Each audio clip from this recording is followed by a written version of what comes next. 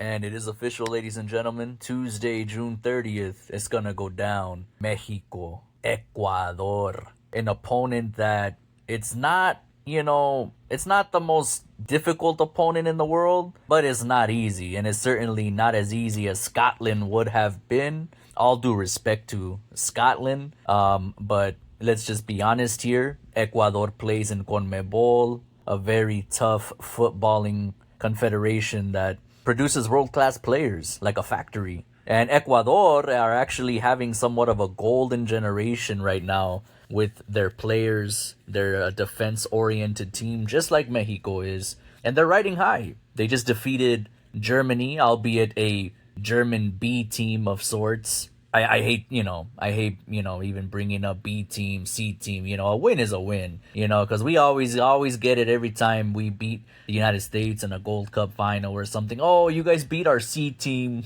because they were missing like 4 players or something. A win's a win, but if we are being honest, it was in fact Germany's B team because they were through to the knockout stages. They didn't really want to risk injury or anything like that. So it wasn't the same Germany that they're going to field for their knockout games. But nonetheless, Ecuador still riding high with confidence. Defeating Germany is a big accomplishment regardless what team it is. You know what I mean? That's such an iconic footballing nation. And they're going to arrive at Estadio Azteca with all the confidence in the world. But will that confidence hold up? People have been making a fuss about how Estadio Azteca gives the players such a huge advantage because of the climate, the altitude, the pollution, the smog, this, that, and the other. But when it comes to Ecuador, man, these factors are not really going to affect them as much as it would affect Scotland, for instance. Scotland would have been, they would have been pretty shell-shocked, I believe, by the conditions. Ecuador, on the other hand, they're used to playing at a much higher elevation, much higher altitude, but probably with much more smog pollution as well. I don't know, but I know that Ecuador, it's in the part of South America where there's a lot of high elevated cities. You know what I mean? Bolivia being probably the epicenter of those high altitude, high elevation fortresses that are hard to penetrate. Even Argentina, Brazil, Uruguay, they struggle, against a team like Bolivia just because of that fortress and advantage that they have. So it begs the question, how affected will Ecuador be to the elements in Estadio Azteca? I got into it earlier with somebody who was saying, oh, well, they've been playing most of their games in the United, or all of their games in the United States and Canada. They're not, even though they grew up in Ecuador playing at higher elevation, they've been playing like, weeks without it. So they're going to go to Estadio Azteca and it's going to be a little shock to their system. I disagree with that notion. I think, we really have to stop relying on this high elevation, high altitude shit. Like, at the end of the day, when you're playing a team like Ecuador, that's very well accustomed to playing in these conditions, we have to be better than them. We can't just be like, oh, well, we have elevation on our side. We have the smog pollution on our side. Like, no, motherfucker, we have better players. That's what we're going to have to count on. We're going to have to count on our team just being the better team on that day. Because if we go in, if we play Jorge Sanchez... on the right, that motherfucker's gonna get cooked by Nielsen Angulo. Okay, let me just tell you that right now. And, we could very well lose this game. I'll get to my prediction a little bit later. We could very well lose this game if we don't absolutely bring our very best. We need to see Isra on the right. We need to keep up that pairing of Montes Vasquez. We need Gallardo on the left. Yes, Mateo Chavez is a better version of Gallardo. I truly believe that. And mazel tov to him for scoring his first World Cup goal ever. And I believe his first national team goal ever.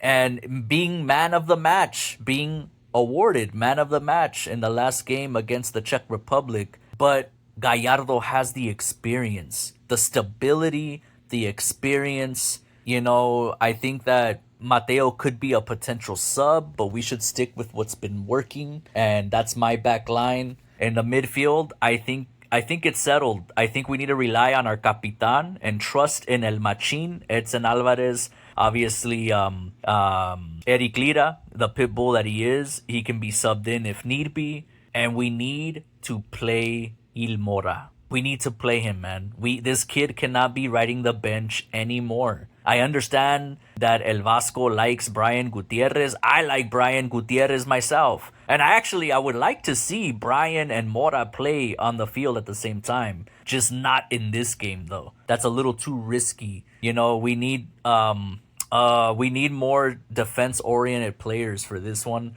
I think that Mora could be the playmaker. But beside him, we need someone like a Fidalgo or even, dare I say it, a Luis Chavez who can provide attack but also come back and provide cover. I really don't want to see Luis Romo. I really don't. I have a hunch that El Vasco's gonna start Romo again. The same thing that he did with Correa and the same thing that he did with the Czech Republic. And you know what? I can't blame him because it's been working. You know what I mean? It's been working. But will it work against stronger teams? That's a question that could be answered, but I think it's a question we shouldn't even ask in an important game like this. If you want to play it safe, I say start Edson Alvarez, CDM, Il Mora, and Fidalgo in the midfield. Fidalgo deserves to start anyway. He scored a banger in the last game.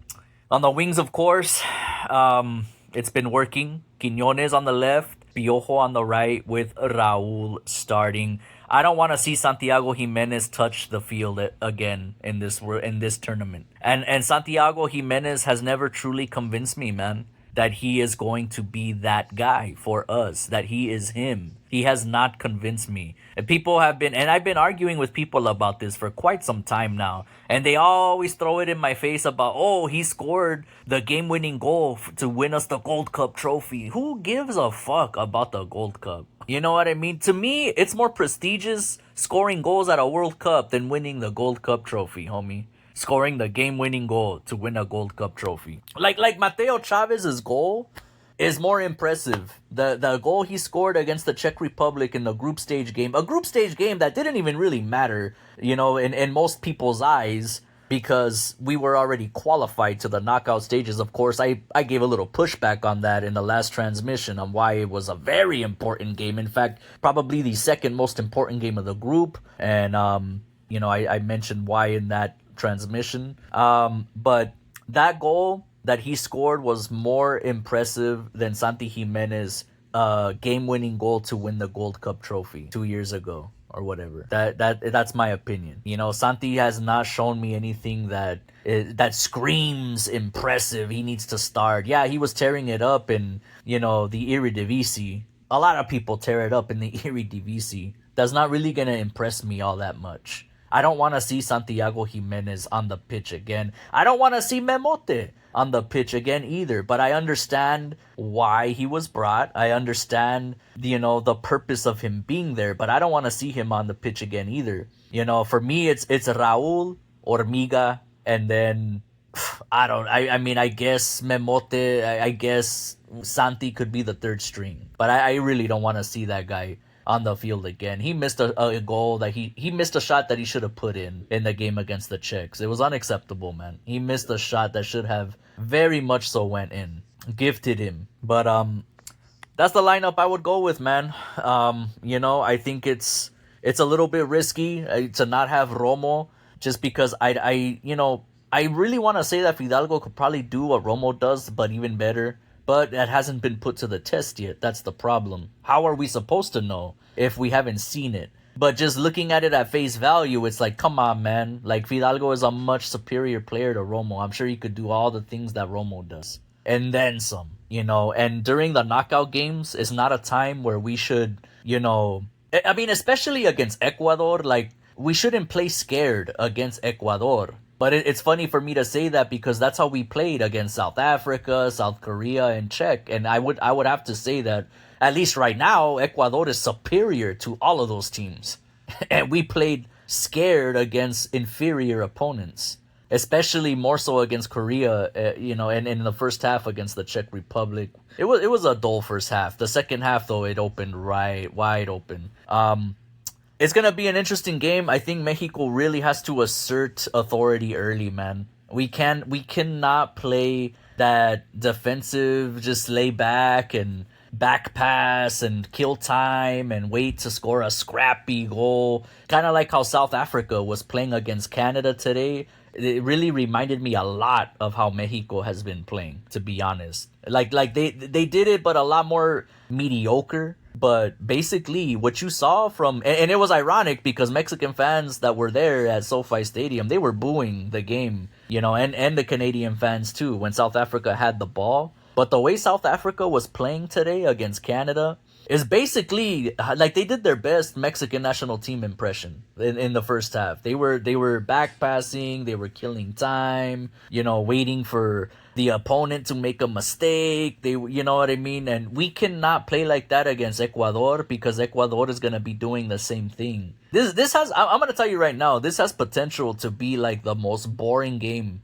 Out of all the knockout games, this has the potential to be the most dull, the most boring, the kind of game that goes into extra time, possibly to penalties. And if it goes into penalties, man, oh my God. I just, like, I know Rangel has been in pretty solid form. He just had one small little mistake in the opening game against South Africa. But ever since, man, he's cleaned that up and he's been very solid. But I haven't seen him put to the test in penales, bro. Like, I don't know not at this level. I just don't know. I just don't know. Like, honestly, I would actually feel more comfortable if we had Memo Ochoa, if we're playing into penalties, Because at least he's proven. He's tested, he's proven. But Tala Rangel, I just don't know. So just the not knowing is really gonna be a nail biter.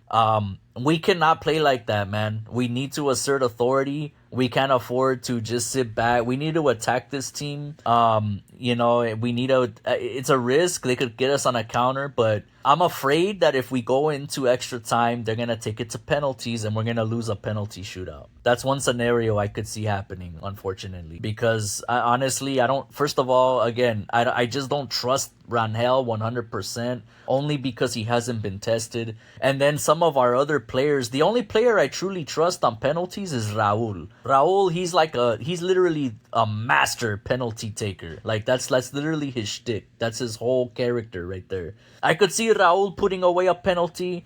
I could see Quiñones putting away a penalty. But after those two, who else is gonna step up to the plate, man? Fucking Piojo Alvarado. You know what I mean? Gil Mora. That's a lot of pressure for a fucking 17-year-old, man. I could see a scenario like, me and my wife just watched Mexico 86, the movie on Netflix, Mexico 86.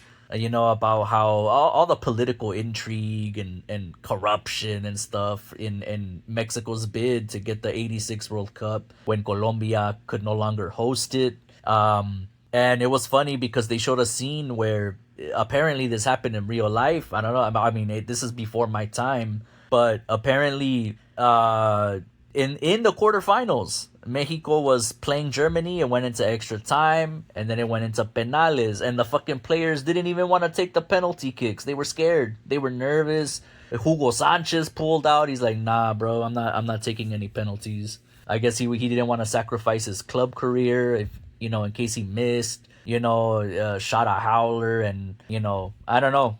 That's a thing though that could affect your club career as well. Their scouts. He was playing for Real Madrid at the time, so I don't know. Claims he was hurt, but a lot of other players were scared to take the penalties, and that would be so trippy if history kind of recreated itself. If we go to penalties and we have a bunch of youngsters, man, and not a mixture of youngsters and middle-aged players that are just not experienced with this, because besides Raul and Quiñones, I really don't see any other player that's a lock for the penalty shootout. So Fidalgo would probably put it away. Fidalgo would probably put it away. That's also why I'm saying we should start Fidalgo, man. If we don't start him, we should bring him on, because I could see him taking a good penalty. But I don't know. I've never seen him in a penalty shootout. You know what I mean? So I don't know. It's going to be very, very nail-biting, man. I really don't think we should play defensively. We need to attack this team. We can't be scared. We need to try to score the first goal because it's like I said in the last transmission or no in the video I recorded predicting the Mexico Czech game. It's like I said. I made a dumb comment, which I do often. I made a dumb comment. I said it's a dumb comment, but it's kind of true because I said in that video. It's the Mexico versus Czech Republic predictions video. I said, I want Mexico to get scored on. And the reason I want them to get scored on is because I'm scared that the moment these fuckers finally do get scored on, they're gonna turn into mental midgets and they're not gonna know how to respond. Because they have all this pressure now to keep clean sheets, to be this defensive, well-oiled machine. They haven't gotten scored on in the entire World Cup thus far, and I'm scared the moment they get scored on, they're gonna look like deers caught in the headlights. And so it'll be excruciatingly nerve-wracking if Mexico concedes a goal first to Ecuador, especially because if Ecuador manages to score a goal first, it's gonna be very nearly impossible, man, to get a goal back. Because this Ecuador team is a you think we're good defensively?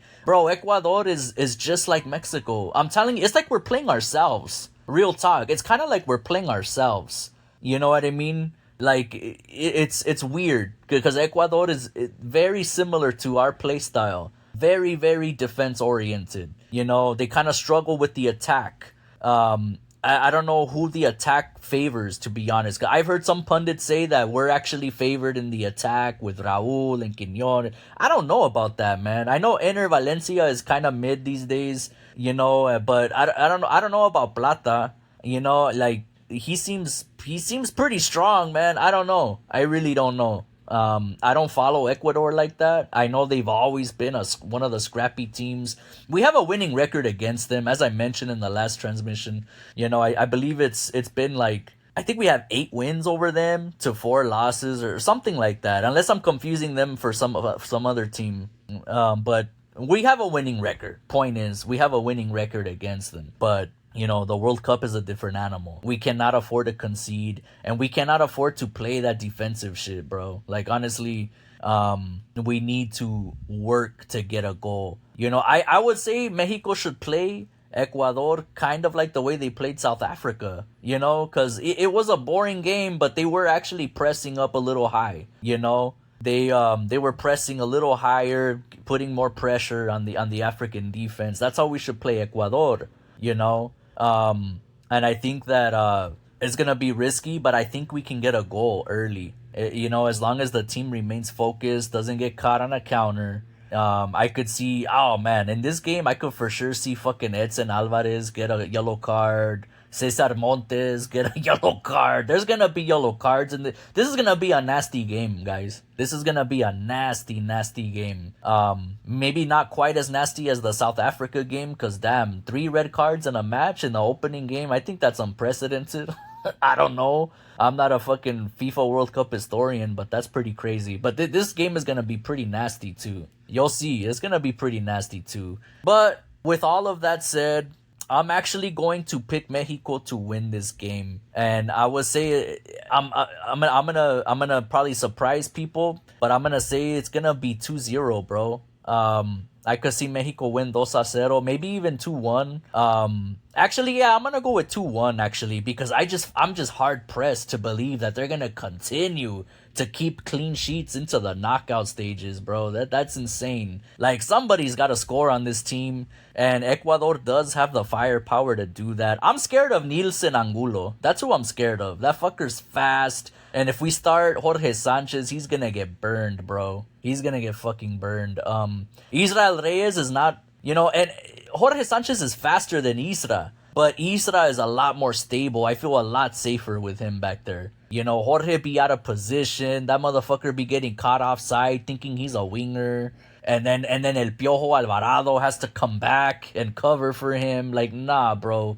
We need stability. I'm going with Isra in the back. I feel a lot safer. Even though he's actually slower, I think, than Jorge Sanchez, but I feel safer, more secure with him in the back. But yeah, man, I'm gonna say 2-1. I'm gonna say 2-1. I think man, I really want to see Gilberto Mora, bro, score his first goal. I really want to see that. But I actually see Raul Jimenez coming in clutch and scoring a goal in this game. And I could also see perhaps a set piece goal. Maybe Johan Vasquez, Cesar Montes, or even El Machin scoring a goal off a set piece. I could also possibly even see a banger, a screamer being scored too. That's what it's gonna take to win a game like this, because Ecuador's defense is very, very good. Their defense is just as good as ours, even though it doesn't look like that on paper because they've conceded goals, we haven't. But come on, bro. They had Germany in their group. No mames. They had a way harder group. As they weren't playing no fucking South Africa, Czech Republic,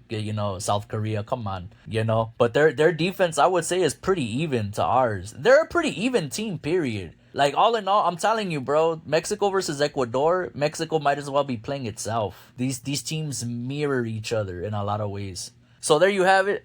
That's my prediction. It's going to go down. It's time to put up or shut up, man. We need to see a goal from Raul, and we need to see this team attack, man. We need to see this team. The way this team played against the Czech Republic in the second half, bro, we need to see that shit from the moment the referee blows his whistle, man. That's what we need to see. I know it's risky. I know Ecuador could come at us with a counterattack. But bro, to me, it's even riskier to play all the way to extra time and let those fuckers take it to penalties, bro. That's even riskier to me. Because if Ecuador scores on us, so what? We can get a couple of goals back, which is what I'm predicting. 2-1, my final prediction. Let's go.